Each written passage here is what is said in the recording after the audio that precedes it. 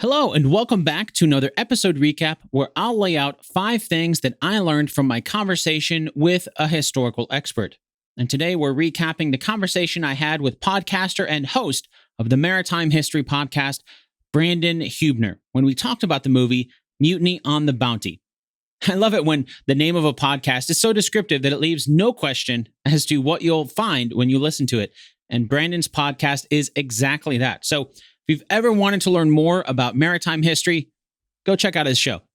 Now, if you haven't had time to listen to my full interview with Brandon yet, well, that's why I'm here today in this video to recap 5 things I learned about the historical accuracy of the movie Mutiny on the Bounty with Brandon Huebner. So let's get started. Number 1, the overall mission. Brandon explained to me that the movie does a pretty good job of showing the purpose of the Bounty and her voyage. By that, what I mean is that they did leave England in December of 1787, like the movie shows, with the purpose of going to Tahiti so they could get breadfruit and take those to some British colonies.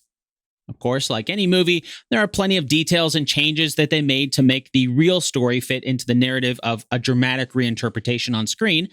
But from an overall sense, the way the movie explains the Bounty's mission was true. Number 2, multiple delays. The movie shows some delays for the Bounty on her mission, but not all of them. As Brandon told me, almost immediately after leaving England, even before they left the English Channel, the Bounty was delayed by some bad weather. From there, things only got worse. They did try to go around the tip of South America like the movie shows. That cost them more time. They had to turn around, backtrack, and then go around the tip of South Africa instead, so that backtracking cost them that extra time. Once they made it to Tahiti, just like the movie shows, they couldn't leave right away because their previous delays meant that now they had to wait for the breadfruit's dormant season to be over. Plus, as Brandon pointed out, the monsoon winds probably would have forced them to wait for a few months anyway until those winds shifted. So all in all, the Bounty's voyage had multiple delays throughout her mission. Each time, no doubt, Bligh would have gotten more and more upset as he was trying to impress the Admiralty so that they would officially promote him to the rank of captain. Number 3, keelhulling. The movie shows one of the ways Captain Bligh tortures a crew member by doing something called keelhulling. Basically, they tie ropes around the guy and drag him along the length of the ship underwater. Now, Brandon pointed out that if they were to do this, the ship being in the water, it would mean there'd be barnacles and all other sorts of growths on the bottom of the ship. And it would be basically like dragging someone along razor shards. So very, very deadly. Now, Brandon told me that keelhauling was a real punishment on some ships. And the way that the movie shows it is how it happened. However, unfortunately, Brandon explained there's no historical evidence that it actually happened on the Bounty.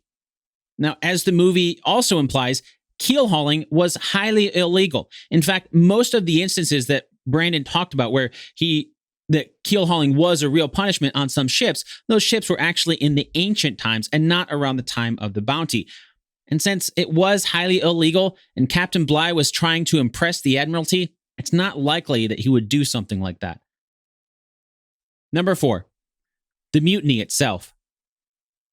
As you can probably guess, the mutiny did happen. After all, if it didn't, we probably wouldn't even talk about it. We wouldn't know about this rather uneventful ship carrying plants from one island to another in the 1700s. But if there were some differences between how it happened in the movie and how it happened for real. For example, in the movie, it happens after Captain Bligh institutes a rather strict ration on water that nearly kills some of the crew one day. For one, Brandon explained the mutiny itself didn't really seem to be tied to the crew's water supply like the movie implies. Even though they did take some extra plants, they also restocked with supplies, including fresh water, on Tahiti, so they didn't really seem to be hurting for supplies. Another difference was that the mutiny took place at night. In the movie, we see it happening during the day, but in fact, Captain Bligh didn't even have his door locked when they snuck in one night, so it would seem that he was oblivious to the crew being pushed to the point of mutiny.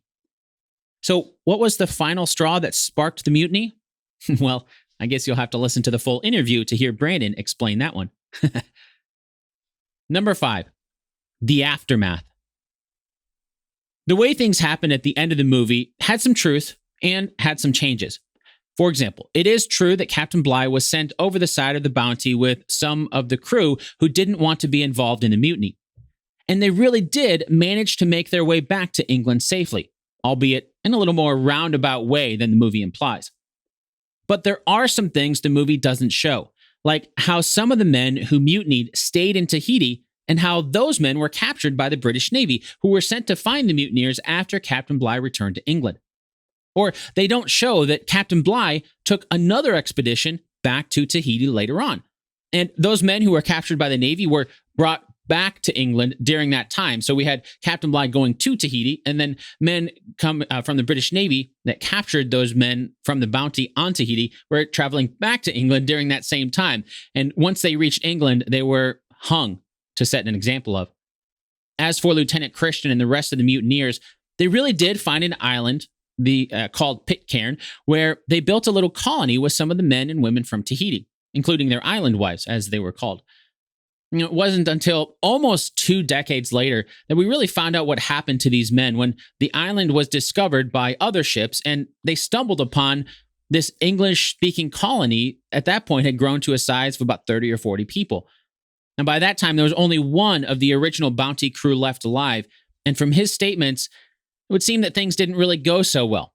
There were some disagreements between the crew and the Tahitians, and that led to Lieutenant Christian's death. That's all for today, and hopefully you enjoyed this episode recap of 5 things that I learned from Brandon Huebner about the historical accuracy of the movie Mutiny on the Bounty. Now, if you want to listen to my full interview with Brandon to learn even more details about the true story of the Bounty and the mutiny, you can listen to that over at basedonatruestorypodcast.com/156. Once again, that's basedonatruestorypodcast.com/156. And for more historical stories on the high seas, don't forget to subscribe to Brandon's podcast called the Maritime History Podcast.